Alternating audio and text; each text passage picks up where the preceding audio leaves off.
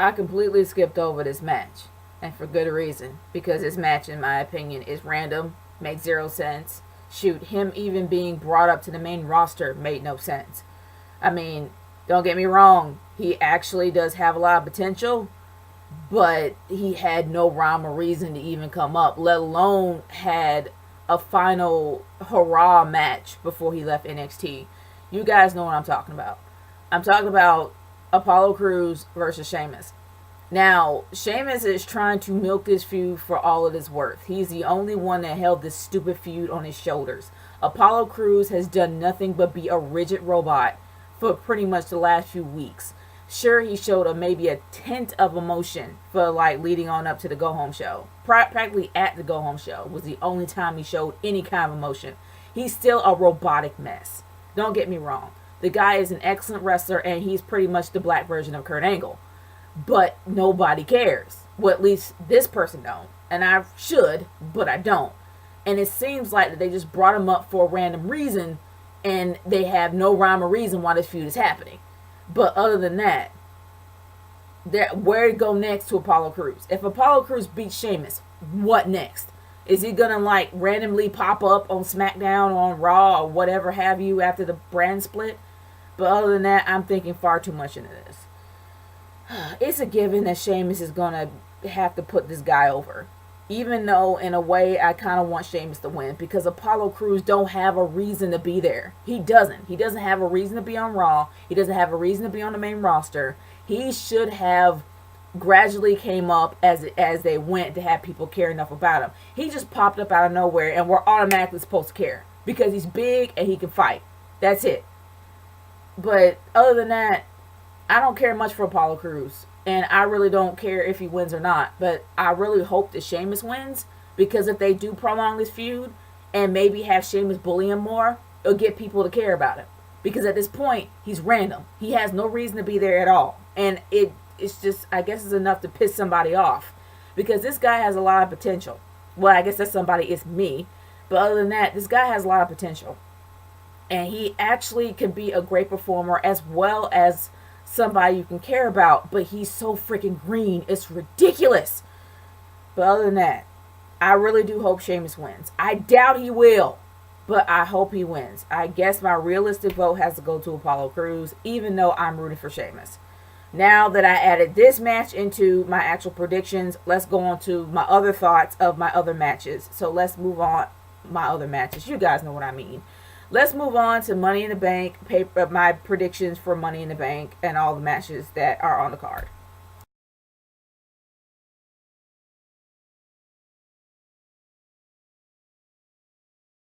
There was a point that I really cared about this pay-per-view, but now it's starting to sum up to where I care only about half of it.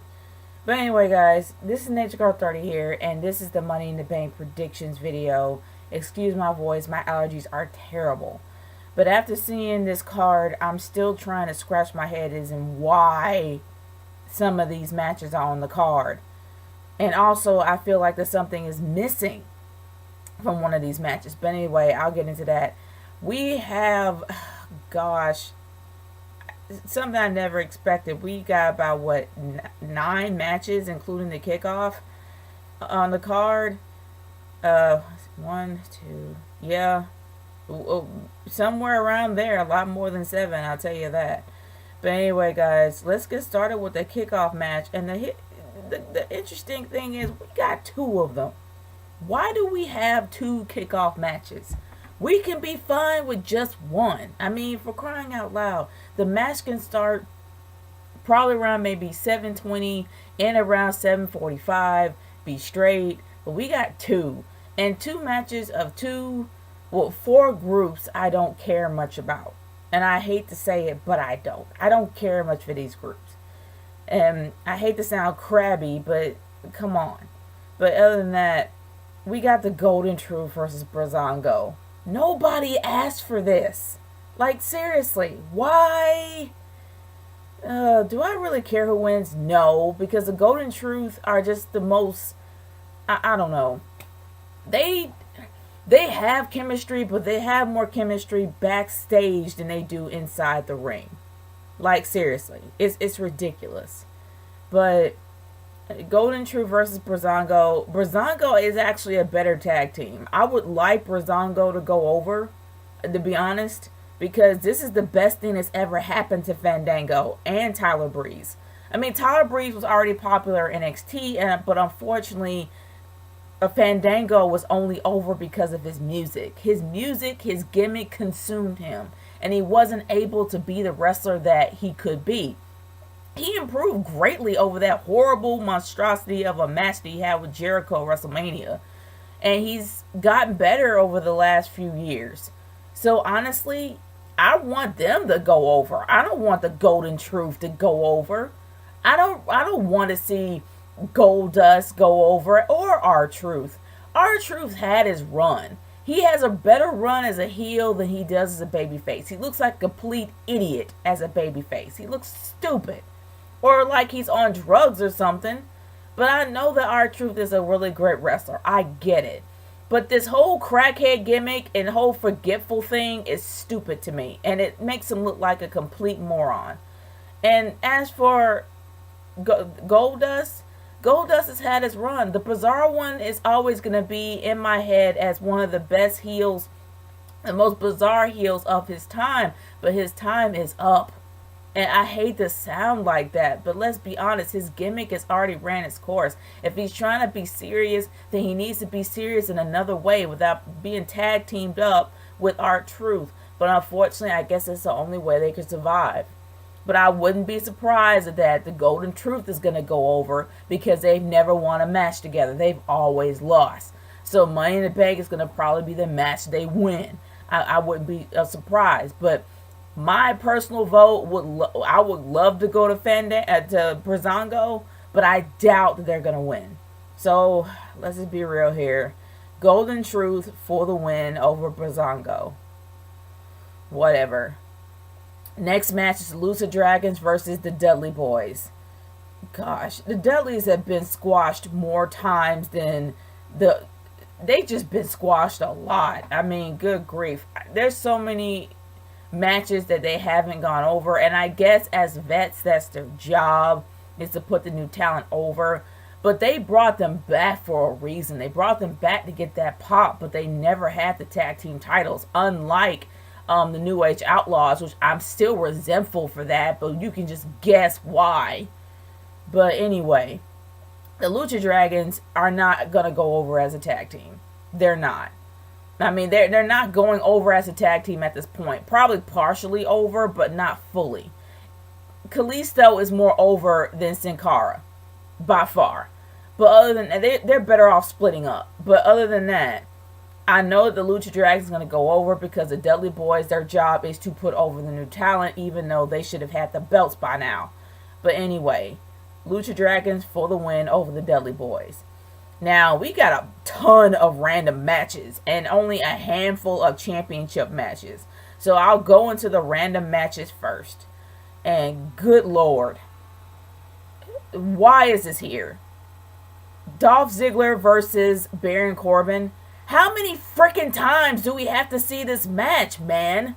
Can we just have Baron Corbin go over and then put Dolph on somebody else? Seriously. Yeah, good, fine. They put on some decent matches. Baron Corbin is not that great, but he's getting better. Dolph is a vet. We get it. He's really great in the ring. But Dolph needs to be feuding with someone else besides Baron freaking Corbin. I don't care who wins for this match. I'm moving on for the next one because I have seen this match far too many times. And I can just guess who's going to go over there, but I don't care. I'm going to move on to another match that I'm not going to get onto that because one of the matches, because that happens to be, in my personal opinion, the main event of the night. So I'm just going to go up to another championship match on this list. Let's talk about the women's championship. Charlotte, the women's champion Charlotte versus Dana Brooke, Becky. Okay, wait, what? Okay, we have a tag team divas match. Okay, y'all, I didn't watch SmackDown, so I have absolutely no idea what's going on. And I think it was probably talked about on Raw, but I guess I didn't pay attention to that either. I thought it was going to be a fatal four-way or something. But no, this is a tag team match, which my guess is that it's not for the women's title. Okay, that makes zero sense because it's a pay-per-view. But other than that, we got Women's champion Charlotte and Dana Brooke versus Natalya and Becky Lynch. This is a tag team match, y'all. I mean, Natalya's already lost to Charlotte, even though it was a dirty finish twice. But the thing is, she got distracted the second time. On the pay-per-view, she got distracted the second time and lost clean. So that was just dumb. Well, technically, she didn't lose clean. It was somewhat of a dirty-ish finish. But other than that, she lost. She shouldn't be feuding at all with Charlotte. And then we got Becky Lynch, who should be feuding with Dana Brooke. This is just completely just ass backwards. Excuse my language, but yes, this is backwards, people. But seriously, why is Charlotte feuding at all with Natalya when they've lost? And Dana Brooke should be feuding with Becky Lynch. This should be separated, not put together. But other than that, y'all, seriously, we got this match here. We got Charlotte and Dana Brooke versus Natalya and Becky Lynch. Oh gosh. Honestly, I kind of want no, because if the heels get over, it's going to continue. Let the faces go over so it can be done. And maybe Natalya will find something else to do. Seriously. Natalya and Becky Lynch for the win. Moving on to the U.S. Championship match, Rusev versus Titus O'Neil. I guess they left out Swagger. I thought it was going to be a triple threat with Swagger and Titus O'Neil versus Rusev. Let's be honest. They are literally trying to make up for the bogus suspension that they gave Titus O'Neil. So they gave him a random feud. Rusev never cared about this feud. You can tell that when he came up in his face, came out, said his promo, Rusev did not care. He could care less. He walked out past him. Because this is a dumb feud. I'm sorry. Don't give me that whole Black History Month thing, to the fact that he got suspended on Black History Month, so boom, here's a feud, so shut up, so let's move on. That's pretty much what it is. It's like a guy giving his girlfriend a ring just to shut her up. This is how I see this, what this match is to me. This match is worthless. It has no purpose at all, and it's just there because they feel, it's not that they feel bad, it's the fact they're trying to save face. They're trying to save face of what, well, probably Vince wants to save face for what he did to Titus O'Neil because the backlash was so freaking hard. That's what it is. Seriously. This is a, I'm giving you a mid-card feud, so shut up match. That's what it is. Titus O'Neil is not going to win this belt, y'all. He's never in any amount of imagination in anyone's brain is Titus O'Neil going to take the belt from Rusev. Ever. So let's just say this. I'm just going to go to Rusev for the win. Because Titus O'Neil is not going to win. Period. Hands down. This is just something to shut him up. And that's it. Well, he's not really protesting, but it's probably something to shut the WWE universe up. That's pretty much it. It's just something to shut the WWE universe up, and we'll be able to move on. Titus O'Neil actually was a champ when it came to the whole suspension. He actually behaved in a very mature manner. So it's not so much to shut him up, it's more to shut the fans up. So yeah, but he's not going to win, y'all. Rusev for the win. Next. Alright, for the tag team champions, the New Day versus Luke Gallows and Carl Anderson versus Enzo Amore and Big Cass versus the Vaudevillains in a fatal four-way match for the tag team titles. The only group that I am rooting for is the Vaudevillains. Seriously. It's not, and I'm a huge fan of the Vaudevillains. I do not want in any way, shape, or form the New Day to win. Because the New Day has gotten on my nerves for the past few weeks. Seriously. I want that team to split up so bad. Because we know that Xavier Woods is going to be better on his own. But unfortunately, the way they are with minorities, he's going to barely get a push. But now that the New Day is so hot, they're going to push him regardless. They're going to probably push him for a few months. And if they lose the momentum, they're going to be gone. But other than that, they know the WWE Universe is going to protest. Because everybody and their mom loves New Day. And even if they split up, they're good enough now. They're in the position now to where they'll be alright. So honestly, I'm waiting for them to split up. I'm hoping that they actually will lose the belts. Everyone keeps saying Luke Gallows and Carl Anderson is going to take the belts off of them. Unfortunately, they probably are.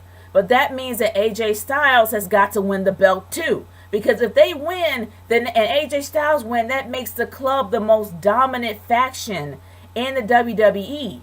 So if they win, that means that AJ Styles is going to win the title one day. He's going to probably go back and fight Roman Reigns to get the title. I don't know. Whoever is the champ, I have no idea. It'll probably be Seth Rollins. But other than that, AJ Styles is going to get the title if they win. That's my prediction right there. But if they don't win, that means AJ Styles is not going to take the belt for a while. But honestly, Enzo and Cass, I love them, but I doubt that they win because Enzo is not that good of a wrestler. He's incredibly green, especially after that massive injury. You can tell the man is still a little bit scared. He's a little bit paranoid of getting hurt again. And you can tell when the matches he's in that it did scare him a lot. And I understand that. I completely understand that. But I do not think they're going to win. As well over as they are with the crowd, I highly doubt they're going to take the belt here. I really do. I still root for the Vaudevillains, but it's not about my personal vote. It's about the realistic prediction. Unfortunately, my personal vote is the Vaudevillains, but the actual realistic prediction is Luke Gallows and Carl Anderson for the win. So I'm going to go for the club for the win. Definitely not the New Day. Alright, y'all. The Money in the Bank ladder match for the WWE World Heavyweight Championship contract. Guys, anything can go here. This is a match that nobody can predict. Except, well, no, I can't predict it either. But honestly, on the real, this is a match that's really difficult to predict because anything can go. We saw 7 silhouettes on our screen for the qualification matches. It's a possibility that 7th guy is still out there. It's a possibility that this might be a huge swerve and no one wins. It might be, and I've actually talked to my friend Irvin Griffin about this. This could be, or Mr. Griffin, aka, this could be a red, like seeing Bobby Roode at NXT behind the scenes, it could be a red herring. It's a possibility that he might be the 7th guy to come out and actually completely swerve the crowd and take the briefcase from everybody. It could be a possibility that the 7th man is going to play. It's probably still in play, and he could be the 7th guy. It can go anywhere here, so I can't really make a legit prediction here, but I still believe there's going to be a huge swerve on the crowd. At least I hope so. It will make this entire pay-per-view interesting. Now, let's get into the main events of the night. Now, I say main events because, let's be real, it is 2 main events, 2 big ones that a lot of people are looking forward to see. These are the matches that I care about. These are the matches that I really like, that I really want to see the outcome of. Now, let's talk about the second main event. And let's be real, it's the second, even though they're going to make it the first. Let's talk about the World Heavyweight Champion, the WWE World Heavyweight Champion, Roman Reigns, versus Seth Rollins for the belt. Guys, this has been pushed to the moon. And Seth Rollins looks good either way. Now, Roman Reigns is not getting a huge push. He's not getting a big momentum with the crowd. He's still getting booed. He's still not being credited as the champ. No one cares about Roman Reigns. Let's be honest. We are looking for someone to take the belt from him. And who better than Seth Rollins? He's supposed to be the babyface in this. But let's be honest. Roman Reigns is the heel while Seth is the face. Or at least Seth is the anti-hero. I'm probably going to say more of Seth being an anti-hero in this situation than Roman Reigns ever being a babyface. Let's be honest right now. Now, I'm rooting for Seth Rollins by far. I want Seth to win. I want Seth to dominate this match. I doubt he will. It's going to probably be back and forth, but this will be a great match to watch. But my vote goes to Seth Rollins for the win. Yeah, it may be a personal pipe dream, but I really do believe that Seth is going to take the belt from Roman. I just do. I could be wrong. He could keep it. Who knows? But I'm going for Seth for the win. I could be wrong here, but hey, Seth for the win. I know I said Seth for the win. Moving on from there. Alright, the main event of the freaking night. They've had probably the best promos that I've ever seen. And not to mention that AJ Styles kind of, you know, some of the words that came out of his mouth is something that came straight out of the internet community's mouth, which will probably make them salivate even more. But let's get started with the main event of the night. John Cena versus AJ Styles. Best promo work, best psychology in this, amazing. And honestly, guys, this is going to be an amazing match. This match is going to give John Cena a run for his money, because John Cena is probably not going to be used to the pace and in the intensity of AJ Styles. He's been a great performer throughout the years, but when I actually did see him when he had the U.S. title and he did his U.S. Open challenges, he wasn't ready for what the NXT guys had to offer, because he's never wrestled in that way before with people of that caliber. So honestly, I think that this is going to be a match that's going to really teach John Cena something. But everybody say, "Oh no, John Cena is gonna beat AJ Styles." I'm gonna be real. I'm gonna go the opposite here. I could be wrong, but it's a possibility that this man has mad respect for John Cena, and John Cena has mad respect back. Now remember this: John Cena will only put over people that he believes need to be put over. He put over Daniel Bryan, and he also put over Kevin Owens. He had mad respect for both individuals. He has mad respect for AJ Styles. So it's a possibility that John Cena will lay down for this man. So my vote goes to AJ Styles for the win. Seriously. Regardless of what Vince says, John Cena got a little bit of clout behind stage. Backstage. If he actually went to Vince, be like, "Look, I think this guy is great. I think he's a great talent. He should go over." Seriously. So it's a possibility that he might listen to him. So on the real, my vote goes to AJ Styles for the win. I'm just putting it right there. But guys, that is it for me. That is my predictions video for Money in the Bank. Stay tuned for my review coming out on Sunday. Peace out, y'all. I'll see you later.